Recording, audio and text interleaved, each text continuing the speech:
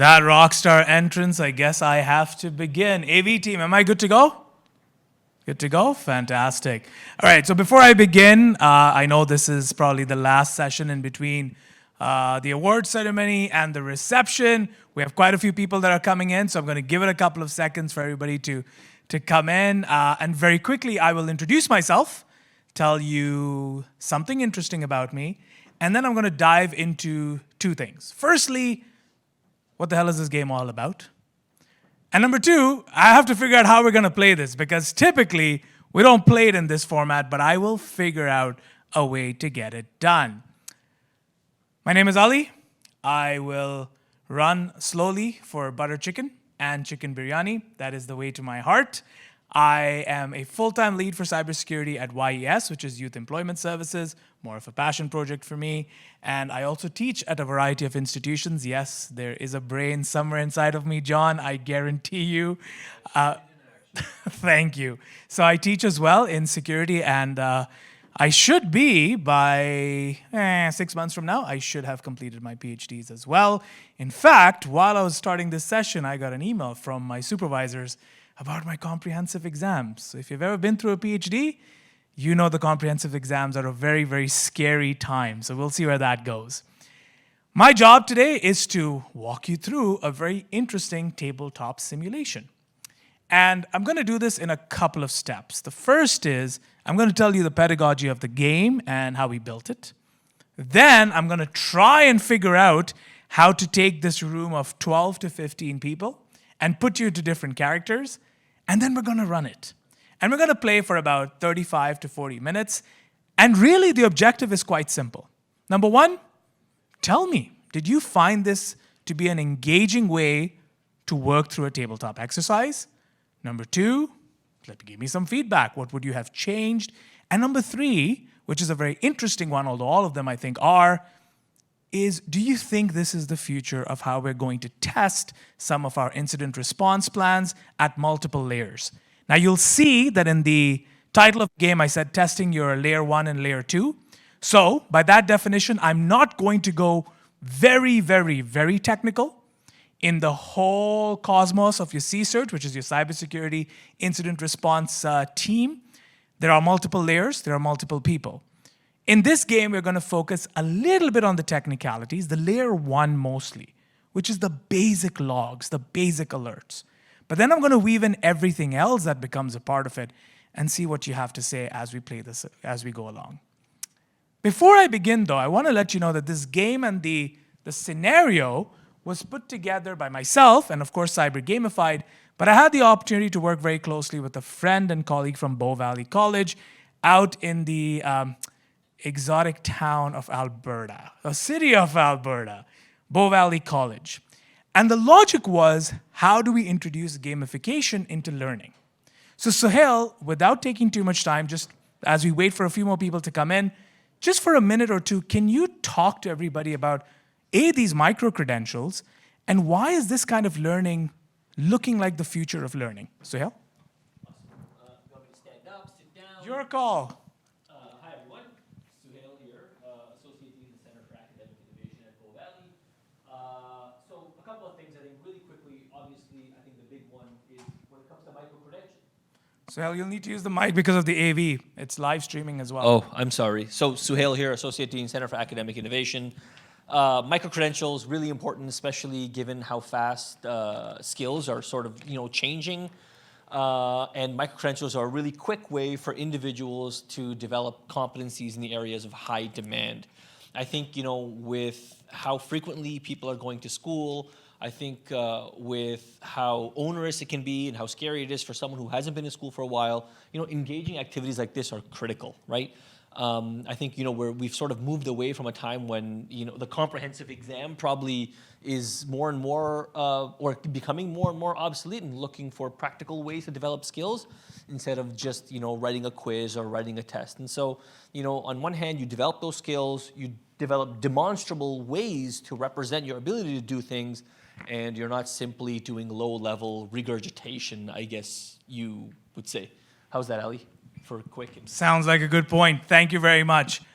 And with that said, I'll add another important point to this, is that when we were building out these games and this scenario, there was two things we kept in mind. Number one is it's an opportunity to test the level of knowledge of a student, of a senior executive for that matter as well. But number two, there's no exam or there's no yes and no answer at the end of it. It's a process and it measures engagement. The philosophy behind this, especially when I got to work on this particular scenario with Bow Valley, is it doesn't measure consumption. It measures engagement with your incident response plan. So that's the pedagogy behind it. And I'll weave in Suhail as we go along, but I'm going to set the ground rules for the game and we'll see how far we can get. Now, I will say this, we typically run this in a smaller cohort of about 8 people, but I'm going to try and make it work. I will need some volunteers, otherwise you will be voluntold and asked to play a particular role. All good? All right, so we got 35 minutes, and I'm going to do my best to make this work within those 35 minutes. There are 3 rules in this game. Remember, we are testing your Layer 1 and Layer 2 incident response plans. Don't go too deep into the technicalities. Don't focus on the tooling. Whenever I'm gathering the logs are showing in simple .csv format. The logs are the logs are the logs. It's the process behind that and how this escalates through the CCERT. We'll have to identify, is this an incident? And then if it is, when has it become a breach? And what our next steps are going to be. Sounds good? Beautiful. 3 things to keep in mind. Number 1, if you've played Dungeons and Dragons before, anybody here has played Dungeons and Dragons? Everybody's shamelessly admitting it. Well done, good for you. Speaking about sport, I think it's an important element if you want to learn cyber. Shameless plug, we've also started a cybersecurity cricket league. If you haven't signed up, please do. A lot of IT folks and CISOs, we play golf, we play basketball, it's time to play cricket and play Dungeons and Dragons. So if you play Dungeons and Dragons, great. That's 20% of the game that you've kind of understood. Number 2, this game is based on role-playing. You will see on the screen, not very, very visible, but I'll read it out to you. There are 6 characters. What I will need to do is I will need to divide the room into people that are willing to play that character. 2 or 3 people can play that character. You will have to role play though. So once you assume that character, you're going to be the person that is playing that particular character. You're not, for example, John Bernard at Duke of Financial, or you're not Mike at Town of Midland. You are that particular character. And number 3, throughout this game, I will take on different roles. I'll be the game host, but I'll also, for example, be the MSP service provider, okay? I might also be an angry customer. Throughout the game, I will show you a variety of prompts, which are very near to what you would see in the real world, should you have been going through an incident. And as you're going through that, we're going to figure out what our next steps need to look like. There is a little bit of a twist. Just because I'm not a very nice guy, even if you tell me the right thing as the next step, I will consistently throw curveballs at you. One example of a curveball is, let's say if you say, hey, I'd like to call our incident response team or someone like that, I'll say, yeah, I think we can find them, but you got to roll a dice for me. And if you get anything, let's say more than a 5, in this case you got a 17, I'll let you call that incident response player or team member. If you get less than a 5, the incident response team is on vacation and is unable to answer your call or has been outsourced to a place where it's currently 1 a.m. in the morning and there's nobody ready to take your call. Fair enough? We good? Excellent. Now, I'm going to need a lot of your cooperation over here because it's not the easiest to do this, but I'm going to read out a character. I need, at least one person to say, yeah, I'll play that character. Now, I'm not going to exclusively just focus in on you. I'll start the game with you, but as people are playing along, if they feel the motivation to play that role, then I'll let them play the role as well. You just have to raise your hand. Clear? Fantastic. I'm going to race through this very quickly. Anybody that's interested, just raise your hand. The first role that we have, and bear in mind, I haven't told you which company this is. I haven't given you the scenario, nothing. The first role that we have is the security director. The security director has been with this company. Again, I'll tell you the company later on. Don't want to give away too much. The security director has been with this company for about 18 months. And yes, the company itself is 18 months old. Yes, the security director knows where the washrooms are, but it's kind of just figuring out life in this company and, as we spoke about last night, is kind of understanding what the lay of the land looks like. Is there anybody that wants to play this role? John, I'm looking at you. Oh, John, you're right. Fine, fair enough. Your name again? Stephen. All right, so Stephen, you're going to be the security director. Keep in mind, other folks, as I'm playing it with Stephen, if you want to participate, feel free to do so.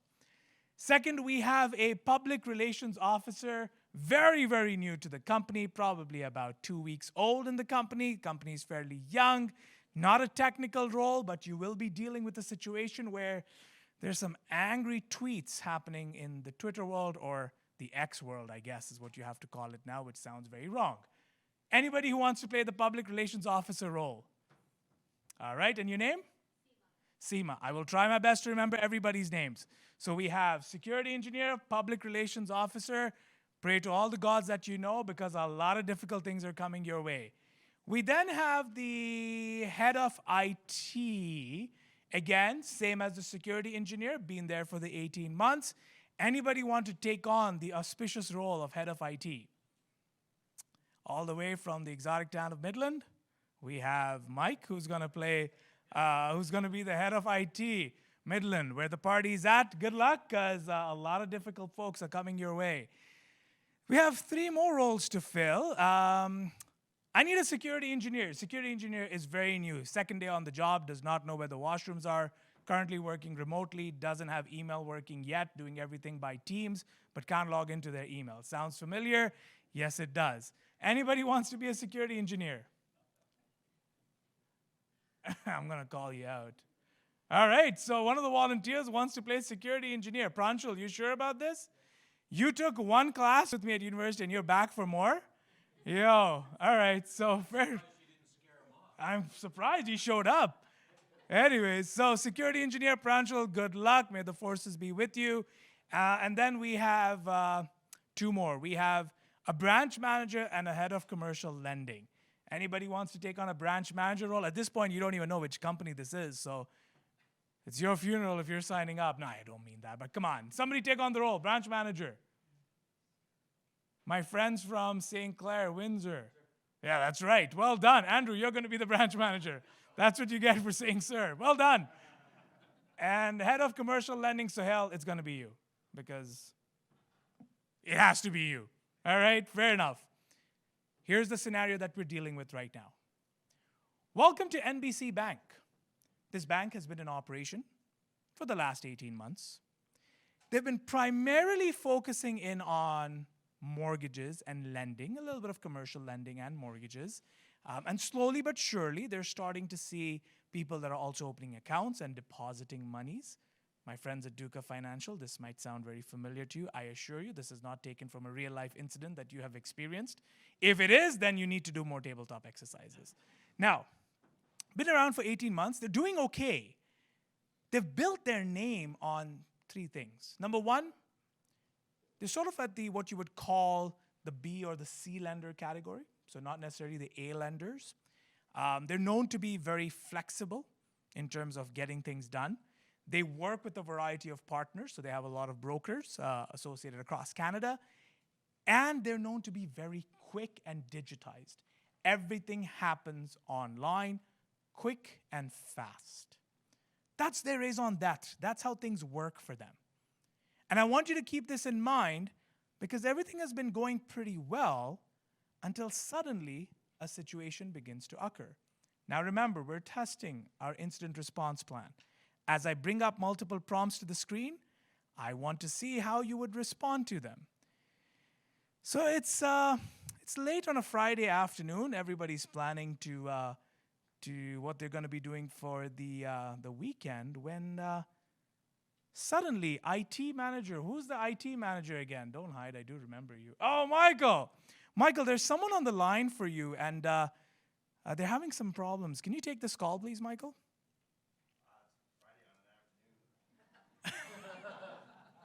Well, Michael, we have John on the line.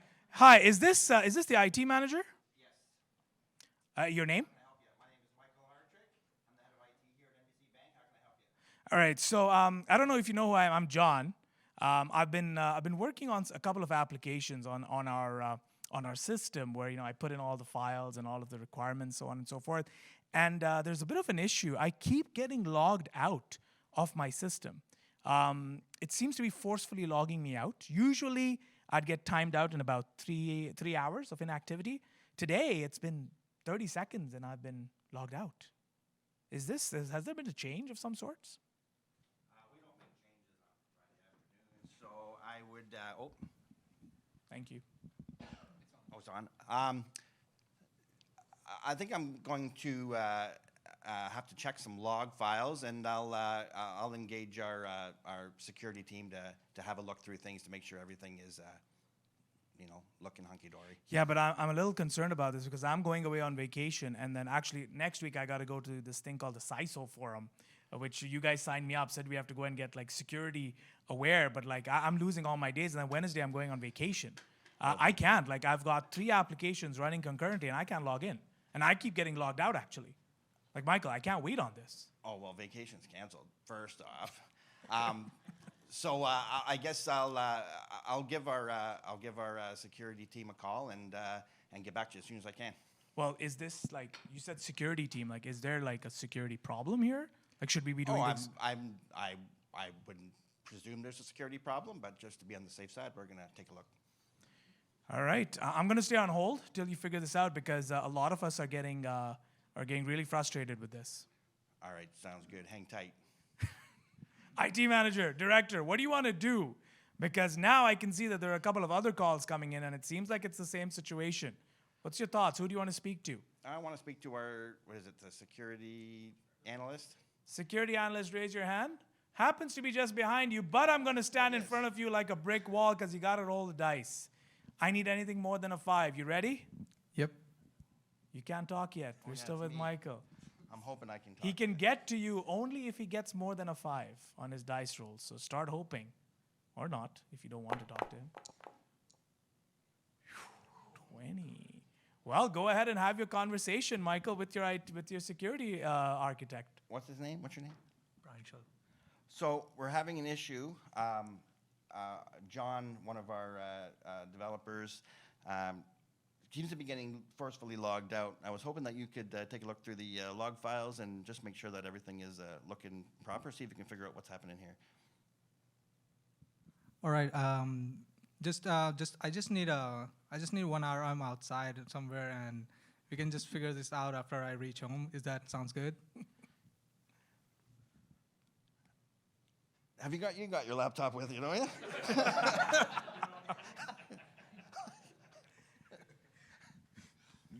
Well, security architect, I'm actually going to throw a wrench into all of this. Because where's our public relations officer?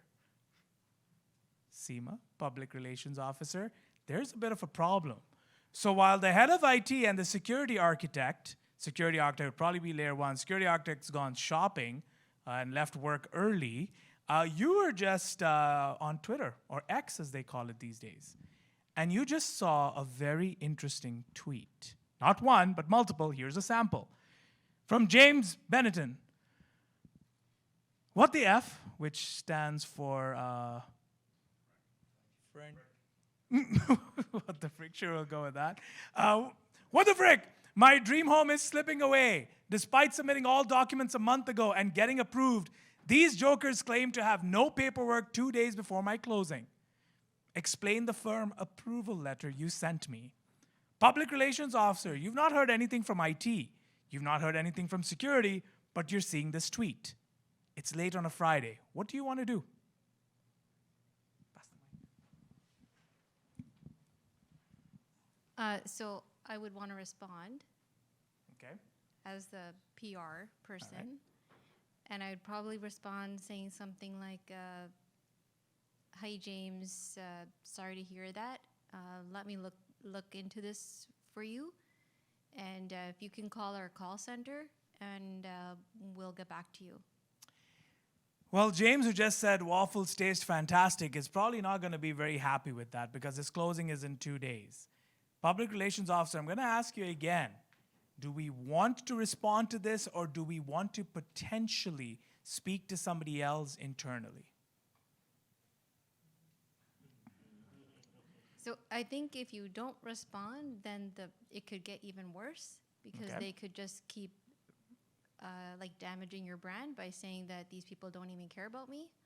So I think we do need to respond, but at the same time, I would take that person's name and ask someone in our lending department to look into it. Okay, I'm going to keep you on hold there for a second. I see the AV team signaling at me. Is there something you need me to do? Remove the badge? The badge of power? How would I get access to this place without this? All right, fair enough. I'll do that for you. Does that work? Okay, great. Well, Public Relations Officer, while you are deciding on what to do, it's getting a little bit difficult now. It's late on a Friday. Who was our branch manager again? Branch manager all the way from Windsor. You signed up for something interesting because while you were planning and waiting for the final hours to the weekend, a couple of folks have walked into one of you have two branches, and they've walked in and there's a complaint. Hi there. I got my payment this morning into my bank account and it's suddenly showing zero balance. That's not a screenshot from my account. Okay, fine, it is. It shows zero balance. I swear I had $1,900 from my company deposited this morning, and I did no withdrawals. What's going on here? Yeah, it's terrible that might be the case, that you had $1,900 this morning and now have none. We're definitely going to be looking at that for you and checking all the records that we have. So you just want me to wait here? Well, I mean, the weekend's coming up. I got shopping to do. I got other things to do. If you don't mind, we do actually have to look. I don't have $1,900 in my pocket. But, So you just want me to wait here while yeah, you do this? just for a few minutes. We're going to, quickly run back to the office, check on the records, and then we'll be right back. I'm just going to wait here. I really be need great. this sorted out because I'm Perfect. traveling. I need this sorted out. Yep. Branch manager, what would you like to do now? I'm just going to be seated over there.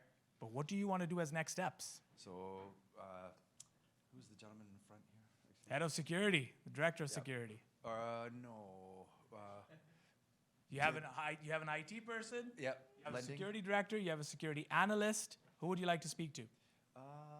I'll do the security director, actually, if we can. All right, we're gonna have to roll for that. Anything more than a 5, pray to all the gods that you know. You got a 15. Well done. Go ahead and speak to your security director. Security director. Hi, I'm Steven. I'm the security director. So the branch manager just told me that customer's bank account appears to have been emptied. The first thing I would do is I would contact the head of IT and tell him that we're staying late. This Fair enough. this could either be a procedural error or it could be something big. Obviously, it's starting to be a PR nightmare. So we need to get to the bottom of it. So approve all OT. Head of IT, I won't have you roll, but what would you like to do now?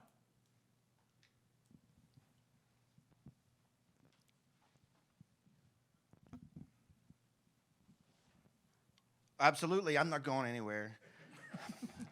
Our security guy's still at the mall, so he should be back shortly to start parsing through logs. But we'll go to who else? Who else have we got here? Sorry, can you go through the? Yeah, you've got a security architect, you got a security director, and then the head of IT. Nobody else.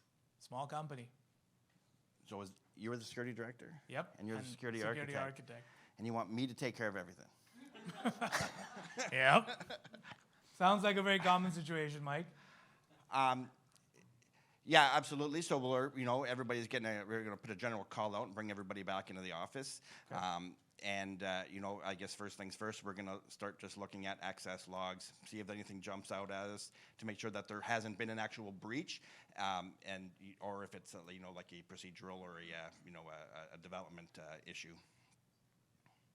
Well, while you're doing that, something else is about to happen. Head of security, it's not looking very good because I have somebody from FISRA on the line, and it's all happening in real time. You couldn't have scripted this. You have one side where we have someone saying internally they're consistently getting logged out. You have a case of one customer saying their bank account has been emptied, and that's growing. We seem to have 5. We're trying to figure out our IT shop. when suddenly you have FISRA on the line. Hi, is this the head of security? While we get you the mic, you could probably ponder about it. The most important 3 seconds ever. Hi, is this Stephen, the head of security at NBC Bank? Yes, it is.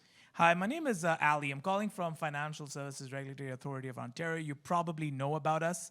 Of course. We've actually received some complaints from customers over the last week saying that their data may have been inappropriately used, and they recall their data being submitted to the bank for a variety of purposes. Is there anything that you are aware of with regards to your data being used in certain ways? No, I'm not. We make sure to follow all policies. Could you give me some more information so that we could review our procedures? Okay. Well, I will let you know that if you're seeing my screen now as well, we actually have the evidence with us that shows us a screenshot from the dark web that is basically telling us that these are all of your customers, and we have first name, last name, and address for some of them. It is true that we can also find phone numbers as well. This has now come to our attention. It is also something that has made the news for one of the outlets that reports on security issues. Regulatory-wise, we need to be reported on this and we need to be informed. Have you been made aware of any such leak? I have not been made aware. This is the first time I'm hearing about this, and this actually, I'd want to get as much information as possible of, are we certain that this came from our organization, even though it has our clients, or is this perhaps from a credit checker who this happened to? So if whatever information you could provide, please. I can't provide you any more information on that, sir, because we're the regulatory body that gets informed about this. We need to know from your end if you're aware of anything like this.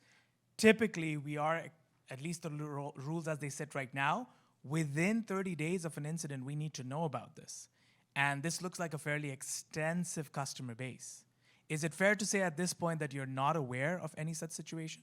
At this point, it is fair to say this is the first time hearing about it. We will review our logs and make sure that everything's the way it should be. We run a pretty tight shop, but for the sake of our clients, we want to make sure that this leak didn't come from our organization.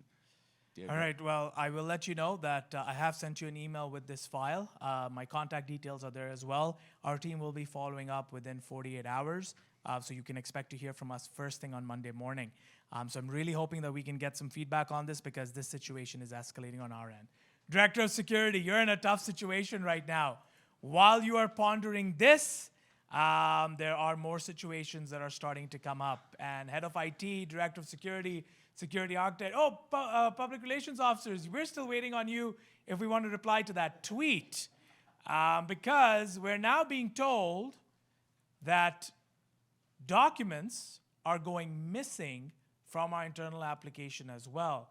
And ironically, the same person that tweeted, that was James, we've now heard that that we have none of his files with us. Although James did receive an approval, he was supposed to close on Monday. It's Friday. We're saying we don't have any documents from James. We're now in the control room. Head of IT, security engineers, security architects, public relations officer, branch managers, head of personal lending, you're in this as well. What do you think we should do next? We have 3 scenarios. Potential leak of our data. FISRA has given us a call. People getting forcefully logged out and balances getting wiped out. And now documents are getting deleted in our application. What do we do next? Anybody? Retire. In the words of John Pennard, we retire. Suhail had a full crop of hair when he walked in, and now it's not looking very good. What would you like to do? Call the IR firm. Call the incident response firm. Interesting. Well, head of security, do you agree with that? Public relations telling security what to do now? I appreciate all suggestions, and Well played. I do think we should, this is very serious, so we should utilize all our resources. What do you define all our resources? If we have to call the IR firm, yes, as well as the rest of the team that, sorry guys, we'll have to we have until Monday to figure out what's going on. This could be one incident or 3 incidences separate. All right, so anything more than a 12, if you get that, then I will try and put you in touch with the IR firm. But if you don't get anything more than a 12, it's not going to look very pretty. Ooh, you got a 14. All right, so I'm going to try and get you in touch with the IR folks because while all of that is happening and you're getting in touch with them, we'll bring them to the party and I'll play that role. Things are escalating pretty quickly. And now, across all of our systems, we have the infamous. Now, I know we're moving a little bit fast. That's just in the interest of time. But we have a situation now. Everybody's all hands on deck. We're all within our CSIRT right now trying to figure this out. We have our layer 1, our layer 2, and hopefully our incident response, which will be our layer 3, which I will play. Everybody's systems are now saying, well, you're screwed. You've been ransomware. I must warn you that your precious NBC Banks portal is not as secure as you think. We have infiltrated your systems and encrypted all sensitive data. To retrieve your files and prevent their public release, you must pay a ransom of 100 bitcoins within 48 hours. Any attempt to involve law enforcement will result in immediate exposure. John, 100 bitcoins, how much in Canadian? $12.50. No, really, how much in Canadian? Don't know off the top of my head. Couple of what? 40,000, 50,000, 100,000, 200,000? Something you have in your pocket? Yeah. Okay. Well, 40 mil? Yeah, John, come on, man. That's in your closet somewhere. All right. So, what do we do now? We know that we are under ransom. Head of IT, none of the systems are turned on. Nobody can access anything. Security, your security analyst who was at the mall is now applying on Indeed for other jobs. The branch manager has no idea what's going on. Public relations still wants to respond to a tweet. And head of commercial lending wants to go back to Alberta and Bow Valley College. Branch managers, come to the rescue. Yes, branch manager. Somebody just mentioned to me, what? Are we not going to call legal then first? We should be calling legal. Is that what everybody agrees for? Okay, well then we'll have legal on the line. But as I'm getting through with legal, as you know, it's Friday afternoon. It's a little bit, there's a lot of things that are happening. And actually, hold on. Public relations officer, we have the media on the line. I'm trying to get in touch with the lawyer. Don't worry, I'm trying to get our IR team there. But the media has reached out to you directly. I don't know who gave them your number, but they're on the line. Hi, is that public relations officer at NBC Bank? This is Ali speaking. Who am I talking to? Hi, Ali. This is Seema. Hi, Seema. Okay, so my name's Ali. Has NBC Bank been hit by a cyber attack? I can't confirm that, but I did see the notification on the news outlet. So you're finding out from us that you've been hacked? I said I can't confirm that. I'm not in a position that I can confirm that with you. I do need to check internally with our IT team. Okay, so fair for me to say that you're not sure and you're going to check with your IT team. I just can't confirm that right now. I don't know where the source of this message is. Okay. So I'm just going to confirm that. All right, thank you very much. And right after that, you see breaking news. NBC Bank says they're checking with their IT team if they have been hacked. Panic has struck as more and more people are seeing this story. Things are not looking very good. We do have legal on the line. Who from the CSIRT would like to speak to the legal team? Hi, this is Ali Law. Who am I speaking to? Oh, the branch manager is coming up to the table. I'm the bank manager. Please help me. Okay, so there's a situation. Yes, you're the branch manager at NBC? Yes. Okay, and how can I help you? It looks like potentially we have an issue at the bank. I've got a customer here who says that their account's being cleaned out. Okay. A person who was getting a loan from the bank now doesn't have their paperwork. We've been told by the regulators that some of our PII or our data is actually now on the dark web. Okay. We're currently trying to work with our IT department and security. We're hopefully calling in the incident response team, and we just want to know what next steps should we go through. What is legal? What's legal's advice? Well, thank you for that. And since we only have about 6 minutes left, I will speed through a little bit. But yes, Branch Manager, thank you for calling. I know we have other people on the line. At this point, I'm going to ask that you allow us to just do some forensics on this and work with the IT team to see if we can figure out what is going on. So bear with us and stay on the line. IT team and security, I do have something for you, and that is another CSV file. Well, not a CSV, it's a plain text file that has a little bit of information there. And I'll just bring this up. Doesn't seem to be like there's a lot there, except, I don't know, we have a couple of users that have opened up reports, which some of them were local. Well, most of them have been downloaded. We do have a .exe file that, may be the case or may be causing something. We do know that Alex was responsible for John's file. We also have some zip files as well that are showing us, but there's not much over here right now. The logs aren't very, very clear to us. What do you think we should do next? Anyone? Silence is the 7th player in the room at this point. Call the MSP and let them take care of it? All right, fair enough. We'll try and get in touch with the MSP. Head of security, what would you like to do? I would get in touch with my IT colleagues and find out what our options are, since all the computers are offline, what our options are of restoring from backups. Okay.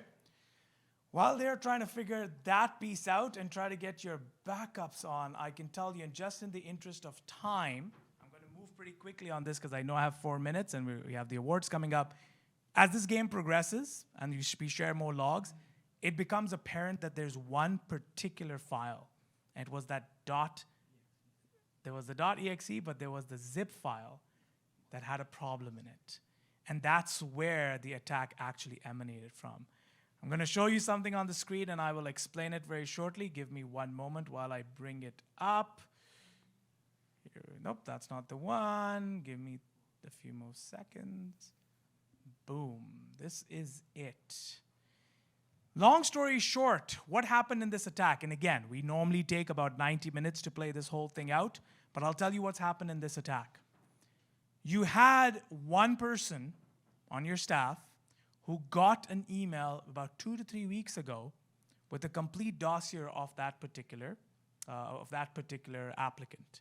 The email came in at about 4 p.m. or 5 p.m.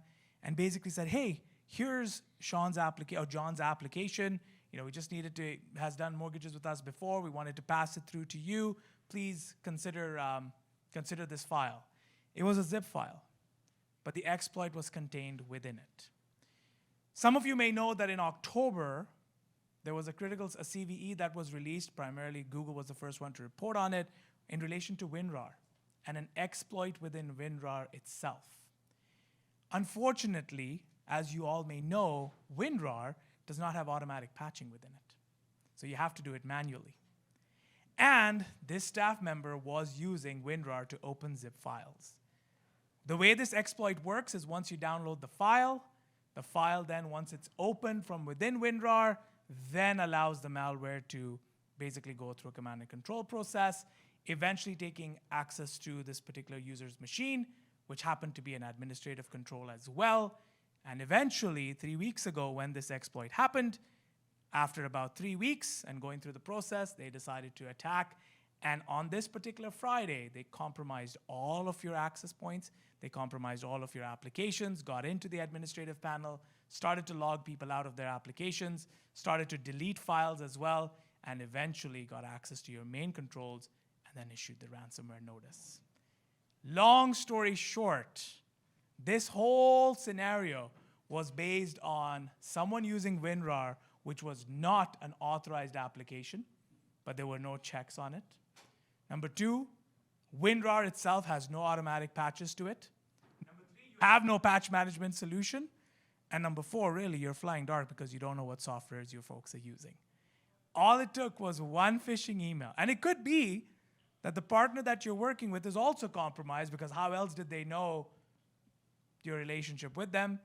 But that one email containing the WinRAR exploit ultimately became the cause of your entire system going down. By the end of this game, you also get the opportunity to spend some money, to buy some services, to maybe even look at some insurance providers as well.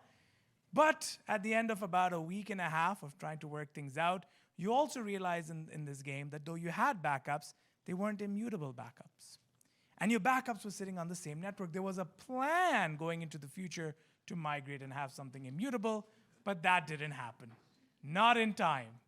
Your backups are down to 0. Your systems have been compromised. You're very young, but we're moving very fast. Didn't have enough infrastructure in place. Public relations said, we don't know if there's been a hack. Security architect left the company. Head of IT still trying to figure it out, waiting at the office. Security head is still on hold.